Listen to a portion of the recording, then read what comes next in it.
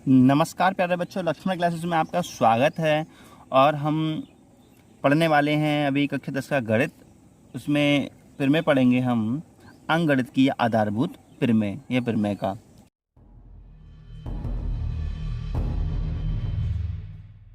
ठीक है प्यारे बच्चों, तो इस चीज़ को समझने से पहले कुछ हमें बेसिक जानकारियाँ होनी चाहिए, तभी हम इस प्रमेय के बारे में पढ़ सकते हैं। जैसे कि सबसे पहले हमें पता होना चाहिए कि अभाज्य संख्याएं क्या होती हैं। क्या पता होना चाहिए कि अभाज्य संख्याएं क्या होती हैं। उसके बाद हम चर्चा करेंगे इस प्रमेय के बारे में। ठीक है, तो अभाज्य संख्याएं वे होती हैं जो एक एवं स्वयं के अलावा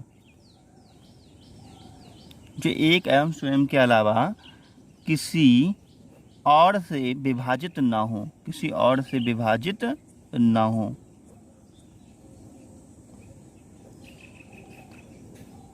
ठीक है, विभाजित ना हो क्या कहलाती हैं? अभाज्य संख्याएं कहलाती हैं।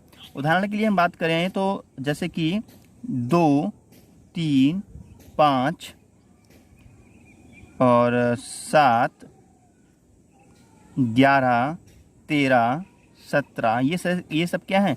अभाज्य संख्याएं हैं, क्योंकि ये संख्याएं ऐसी हैं जो अपने आप से ही कट सकती हैं या एक से इसके अलावा किसी और से डिवाइड नहीं हो सकती, किसी और से नहीं कट सकती। ठीक है, पूरी नहीं कटेंगी। जैसे उदाहरण की बात करो, 17 है, 17 को काट के देखो तो ये 17 से ही ओनली कट सकता है, ठीक, किसी और से नहीं कटेगा। हम चाहें कि 17 को हम 2 से काट लें तो पूरा नहीं कटेगा। ठीक है, तो इसलिए हम क्या कहेंगे? 17 को अभाज्य संख्या कहेंगे। इसके विपरीत हम देखें कि प्यारे बच्चों, इसके विपरीत हम देखें कि भाज्य संख्याएं क्या होती हैं। क्या देखें? भाज्य संख्याएं क्या होती हैं। ठीक है, तो भाज्य संख्याएं वे संख्याएं होती हैं जो अपने आप से तो कटी जाती हैं। ठीक है, एक एवं स्वयं से तो कट ही जाएंगी, और इसके बाद भी जो संख्याएं होती हैं, जो भी संख्याएं आती हैं, उनसे भी कट जाती हैं। ठीक है, तो ऐसी संख्याओं को हम क्या कहते हैं? भाज्य संख्याएं कहते हैं। जैसे 4, 6, 9, 12, 16, 18, 20, ये संख्याएं सब क्या हैं? ये सब संख्याएं भाज्य हैं। क्यों भाज्य हैं? क्योंकि अगर इनको हम काट के देखते हैं, जैसे कि मान लीजिए हम अगर 18 को काटें तो देखो ये 18 से तो कट ही जा रहा है। ठीक है, 18 के अलावा और से भी कट जाएगा। जैसे 18 के लिए हम 2 से काटें, 2 भी कट रहा है, 2 नेम 18। ठीक है, और 18 को हम 3 से भी काट सकते हैं, 3 चक 18। 18 को हम 6 से भी काट सकते हैं। तो ये कैसा है? भाज्य नंबर है, भाज्य। इसलिए हम इसको 18 के अलावा किसी और से भी काट सकते हैं। समझ में आ रहा है ना? और जबकि अभाज्य क्या होता है? अभाज्य 17, जैसे 17 था अभाज्य संख्या, ये नहीं कर सकता किसी और से 17 के अलावा। ठीक है, तो भाज्य और अभाज्य आपको समझ में आ गया। अब हम अगर आपसे प्रश्न पूछें कि जो नंबर 1 है, एक भाज्य है या अभाज्य? एक भाज्य है या अभाज्य, बताइए। तो इसका उत्तर होगा एक ना तो भाज्य है और ना ही अभाज्य है। ठीक है, तो प्यारे बच्चों, मैंने डिटेल आपको समझाया है, आप अच्छे से कॉपी में नोट कर लेना, और मैंने भी कॉपी में नोट कर रखा है, आप उसको चाहे देख के लिख सकते हैं। देखो, ये अभाज्य संख्या की डेफिनेशन हो गई। ठीक है, इसको लिख लेना, और ये भाज्य संख्या की हो गई। ठीक है, और जो नोट मैंने समझाया था वो ये नोट हो गया। ठीक है, अब हम बात करें कि जो भाज्य संख्याएं होती हैं, इसका आखिर महत्व क्या है? भाज्य संख्याओं का महत्व क्या है? ठीक है ना, भाज्य और अभाज्य का क्या महत्व है, इनको हम क्यों पढ़ रहे हैं, तो मैं आपको समझाता हूँ इसके महत्व के बारे में। ठीक है, तो इसका जो महत्व होता है वो ये होता है कि जो देखो, एक अंकगणित की मौलिक प्रमेय जो होती है, ठीक है, जो अंकगणित की मौलिक प्रमेय या आधारभूत प्रमेय हम कह सकते हैं, जो मैंने ऊपर लिख रखा है अंकगणित की आधारभूत प्रमेय या अंकगणित की मौलिक प्रमेय। ठीक है, इसको हम देखते हैं जरा। देखो, जैसे कि अगर हम बात करें, जैसे कि हम अगर 9 की बात करें, तो जो 9 संख्या है इसकी बात करें, जैसे कि 9 है। ठीक है, तो 9 एक क्या है? भाज्य संख्या है। कैसी संख्या है? एक भाज्य संख्या है, भाज्य संख्या है। तो इसके हम जो भी फैक्टर करेंगे, जो भी गुणनखंड करेंगे, वो कैसे होंगे? अभाज्य संख्याओं के ही होंगे।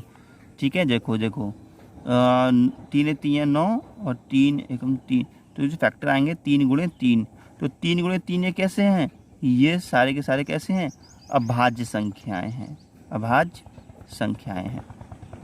ठीक है, तो कहने का मतलब यह कोई भी भाज्य संख्या है अगर इसकी हम गुणनखंड लिखते हैं तो वे गुणनखंड अभाज्य संख्या के होते हैं। बात समझ में आई? ऐसे बहुत सारे उदाहरण हो सकते हैं। ठीक है, तो उदाहरणों की बात करें तो हम और भी उदाहरण देख सकते हैं इसके।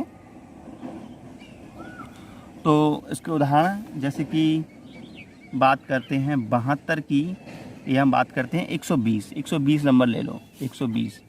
ठीक है, तो इसके हम गुणनखंड करें 120 के, तो हम कर सकते हैं इसके गुणनखंड 2 गुणे 2, 2, 5 गुणे 3, ये हो गया 120 से गुणनखंड। देखो 120 जो है इसको ऐसे लेंगे काट के, 2 छंग 12, 2 3 6, यहाँ 15 आ जाएगा, 3 पंजे 15 और 5 एकम 5। ठीक है, तो ये गुणनखंड आ गया इसके। देखो 2 गुणे 2 गुणे 3 बार लिखा है, 2 गुणे 2 गुणे 3 बार लिखा है, फिर 5 और 3 से कटा है। ठीक है, तो हम कहने का मतलब ये है कि यहाँ पे जो 120 है ये कैसी संख्या है, ये भाज्य संख्या है। ठीक है, और ये क्या है, ये अभाज्य संख्याओं के गुणनखंड है, अभाज्य संख्याओं के गुणनखंड हैं। समझ में आया? तो कहने का मतलब ये है कि जो गणित की आधारभूत प्रमेय है वो ये कहती है कि जो 120 है, 120 भाज्य संख्या है, भाज्य संख्या के अगर हम गुणनखंड करें तो हमेशा अभाज्य ही गुणनखंड प्राप्त होंगे, अभाज्य संख्याओं के ही गुणनखंड प्राप्त होंगे। ठीक है, और इनके अगर क्रम भी बदल दें तो भी कोई अंतर नहीं पड़ेगा। जैसे ये 2 गुणे 2 गुणे 3 बार लिखा है, इसको हम 5 गुणे 3 गुणे 2 गुणे 2 गुणे 2 भी लिख दें तो भी उत्तर कितना आएगा, 120 ही आएगा, तो भी कोई अंतर नहीं पड़ेगा। ठीक है ना, ये है हमारी गणित की आधारभूत प्रमेय। तो गणित की आधारभूत प्रमेय को जरा हम देखो, हमारी बुक्स में स्टेटमेंट लिखा है उसको हम पढ़ के सुना देते हैं आपको। तो गणित की आधारभूत प्रमेय के ये मैंने काफ़ी उदाहरण लिख रखे हैं, चाहो तो आप इसको नोट कर लेना। ठीक है, अब हम बात करते हैं गणित की आधारभूत प्रमेय की। तो देखो जो गणित की आधारभूत प्रमेय है वो ये मैंने लिख रखी है, प्रत्येक भाज्य संख्या को अभाज्य संख्याओं के एक गुणनखंड के रूप में व्यक्त किया जा सकता है। ठीक है, तो देखो ये भाज्य संख्या हो गई, ये तो क्या है, भाज्य संख्या है। ठीक है, मैंने अभी बहुत समझाया था, ये 120 क्या थी, भाज्य संख्या थी, तो इसके जो भी गुणनखंड करेंगे वो अभाज्य संख्या के रूप में व्यक्त हम कर सकते हैं। ये तो थ्योरम बोल रही है। देखो प्रत्येक भाज्य संख्या को अभाज्य संख्याओं के एक गुणनखंड के रूप में व्यक्त किया जा सकता है तथा यह गुणनखंड अभाज्य गुणनखंडों के आने वाले क्रम के बिना यूनिक होता है। कहने का मतलब ये है अगर इनका हम क्रम भी चेंज कर दें तो भी कोई अंतर नहीं पड़ता है, जो इसका उत्तर आएगा वो एक ही आएगा, यूनिक ही आएगा। ठीक है, थ्योरम आपको क्लियर हुई? तो मैंने यहाँ पे भी इस थ्योरम के उदाहरण कई नोट कर दिए हैं, आप इसको भी कॉपी में नोट कर सकते हैं। ठीक है, जैसे कि यहाँ पर जो 53 13 है, इससे गुणनखंड आ रहा है 3 गुणे 7 गुणे 11 गुणे 23। तो देखो ये क्या है, एक भाज्य संख्या है और इसके जो गुणनखंड हैं, गुणनखंड अभाज्य संख्या है, अभाज्य संख्याओं के गुणनखंड है। ठीक है प्यारे बच्चों, तो भाज्य संख्या के जो गुणनखंड होते हैं वो अभाज्य संख्याओं के गुणनखंड से मिलकर बने होते हैं। जो भाज्य संख्या होती है उसके जो गुणनखंड होते हैं हमेशा अभाज्य संख्याओं के ही होते हैं, ऐसा थ्योरम में कहा गया है। ठीक है, थ्योरम आपको समझ में आ गई होगी मुझे उम्मीद है। अब हम इसका बहुत इंपॉर्टेंट क्वेश्चन है, एग्जाम्पल नंबर 5, उसको हम करते हैं, थोड़ा टिपिकल है, जरा ध्यान से समझना। एग्जाम्पल नंबर 5 इसको हम सॉल्व करते हैं। ठीक है प्यारे बच्चों, तो देखो इसका solution example number 5। Example number 5 कहता है कि संख्याओं 4 की पावर n पर विचार कीजिए। जो संख्या है 4 की पावर n पर विचार कीजिए, जहां n एक प्राकृतिक संख्या है। जांच कीजिए कि क्या n का कोई ऐसा मान है जिसके लिए 4 की पावर n अंक 0 पर समाप्त होता है। तो थोड़ा क्वेश्चन अटपटा सा है, आपको समझने में शायद प्रॉब्लम होगी, तो इसके लिए मैं कुछ उदाहरण पेश करता हूं तब आपको अच्छे से समझ में आएगा। ठीक है, तो इसके उदाहरण देखिएगा, बहुत ही सरल है ये सवाल। देखो, जैसे कि क्वेश्चन है, जांच कीजिए क्या n का कोई ऐसा मान है जिसके लिए 4 की पावर n अंक शून्य पर समाप्त होता हो। ठीक है, तो शून्य पर समाप्त होने वाली कुछ संख्या देख लेते हैं हम। हल देखिए इसका,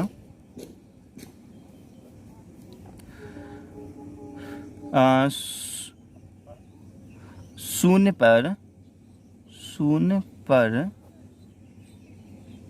समाप्त होने वाली कुछ संख्याएं निम्न प्रकार हैं। ठीक है, कौन कौन सी हम ले सकते हैं शून्य पर समाप्त होने वाली संख्याएं?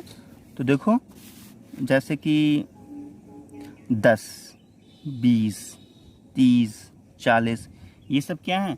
शून्य पर समाप्त होने वाली संख्याएं। जो शून्य पर समाप्त हो रही हैं, ये शून्य पर समाप्त होने वाली संख्याओं के उदाहरण हो गए। अब तो आपको समझ में आ गया शून्य पर समाप्त होने वाली संख्याएं क्या होती हैं। अच्छा, इनके गुणनखंड करें तो क्या आएगा? 2 गुणे 5, 2 पंजे 10। इसके करें तो 2 गुणे 5, 2 पंजे 10 और दूनी 20।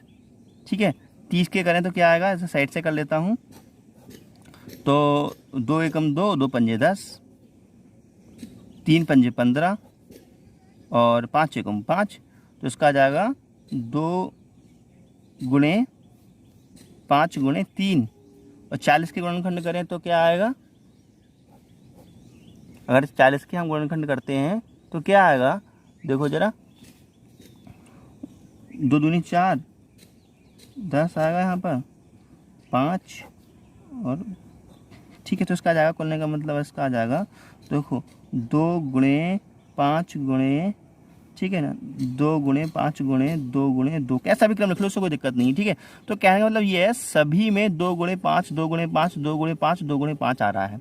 तो मैं आपको ये समझाना चाह रहा हूँ कि जिन संख्याओं के जो संख्याएं लास्ट शून्य पर समाप्त होती हैं, उनके अगर हम गुणनखंड करें तो उनके गुणनखंड में 2 गुणे 5 आना अनिवार्य है या आता ही है। ये 100% सत्य है। ठीक है ना, तो मैं समझाना चाहता हूँ, वो समझने की कोशिश करें। अतः इन उदाहरणों से स्पष्ट है कि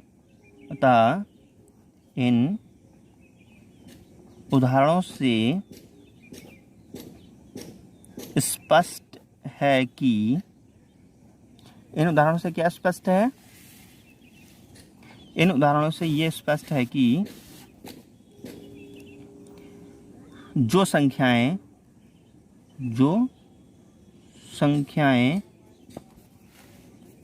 शून्य पर समाप्त होंगी, कहाँ पर? शून्य पर। ठीक है ना, जो संख्याएं शून्य पर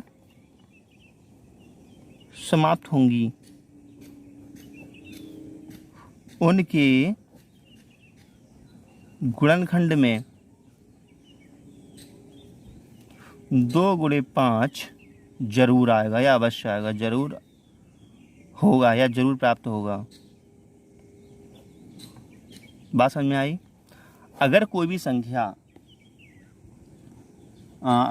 संख्या शून्य पर समाप्त होती है, किस पर? शून्य पर समाप्त होती है, तो उसके गुणनखंड में 2 गुणे 5 आना अनिवार्य होगा। यह समझ में आई? ठीक है, अब हम प्रश्न पर विचार करते हैं। ठीक है, अब हम क्या करते हैं? अब हम 4 की पावर n पर विचार करते हैं। ठीक है, अब हम 4 की पावर n पर विचार करते हैं।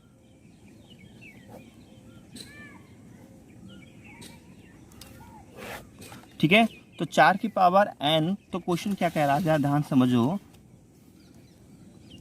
संख्या 4 की पावर n पर विचार कीजिए। किस पर विचार करना है?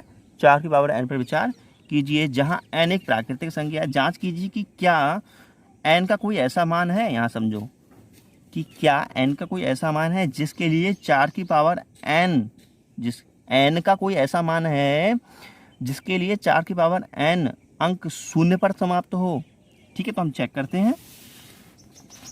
तो अगर हम 4 की पावर n लिखें, 4 की पावर n बराबर, तो हम लिख सकते हैं 2 गुणे 2 की पावर n। तो हम n का कोई ऐसा मान है जहाँ पर शून्य पर समाप्त हो जाए, ठीक है ना, ऐसा क्वेश्चन है। तो देखो इसमें क्या 2 गुणे 5 आया, नहीं आया ना, ठीक है, 2 गुणे 5 आना चाहिए तभी शून्य पर समाप्त होगा ये। तो n इक्वल टू 1 के लिए, n इक्वल टू 1 के लिए देखते हैं हम, 4 की पावर 1 बराबर हो जाएगा 2 गुणे 2 की पावर 1 बराबर 2 गुणे 2। n इक्वल टू 2 के लिए अगर हम देखें तो 4 की पावर 2, तो ये 2 गुणे 2 की पावर 2, 2 गुणे 2 गुणे 2 गुणे 2, ठीक है ना। अगर n इक्वल टू 3 के लिए देखें तो 4 की पावर 3 अर्थात 2 गुणे 2 की पावर 3, तो इसको हम लिख सकते हैं 2 गुणे 2, 2 गुणे 2, ठीक है ना, 2 गुणे 2, ठीक है। तो हम 3 बार लिख सकते हैं। तो कहने का तात्पर्य है हम n का कोई सा भी मान देख लें, तो n के कोई से भी मान देख लें, हमारे लिए कभी भी 2 गुणे 5 का फैक्टर प्राप्त नहीं होगा, ठीक है। और जब 2 गुणे 5 का फैक्टर प्राप्त नहीं होगा तो हम कह सकते हैं तो n के किसी भी मान के लिए ये शून्य पर नहीं, मतलब शून्य पर समाप्त नहीं होगा। n के किसी मान के लिए 4 की पावर n शून्य पर समाप्त नहीं होगा, हम ये कह सकते हैं, ठीक है। अतः हम कह सकते हैं कि अतः यह स्पष्ट रूप से अब तो कहा जा सकता है कि यहाँ 4 की पावर n के गुणनखंड में 2 गुणे 5 नहीं आया है। भाई 2 गुणे 5 आया क्या? नहीं आया ना, सब में 2 गुणे 2 ही तो आए हैं। जब 2 गुणे 5 नहीं आया है तो इसीलिए हम कह सकते हैं,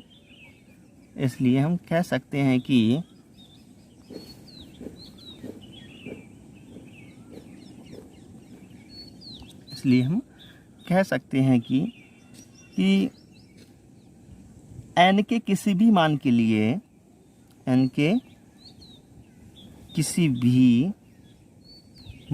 लिए, 4 की पावर n अंक शून्य पर समाप्त नहीं होगा, शून्य पर समाप्त नहीं होगा, ठीक है। ये प्रूव कर चुके हैं हम, क्योंकि 4 की पावर n जो अंक है, 4 की पावर n जो अंक है, ये शून्य पर तभी समाप्त हो सकता था जब 4 की पावर n में 2 गुणे 5 ऐसा कुछ आता टर्म, लेकिन 2 गुणे 5 आया ही नहीं, तो शून्य पर समाप्त होगा ही नहीं। तो प्यारे बच्चों, मुझे उम्मीद है आपको समझ में आ गया होगा। अगर आपको समझ में आ गया हो तो चैनल को लाइक कीजिए, शेयर कीजिए और सब्सक्राइब जरूर कर लीजिए।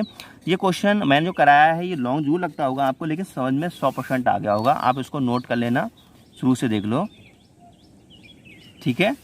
इसको नोट कर लेना प्यारे बच्चों। Okay bye, thank you.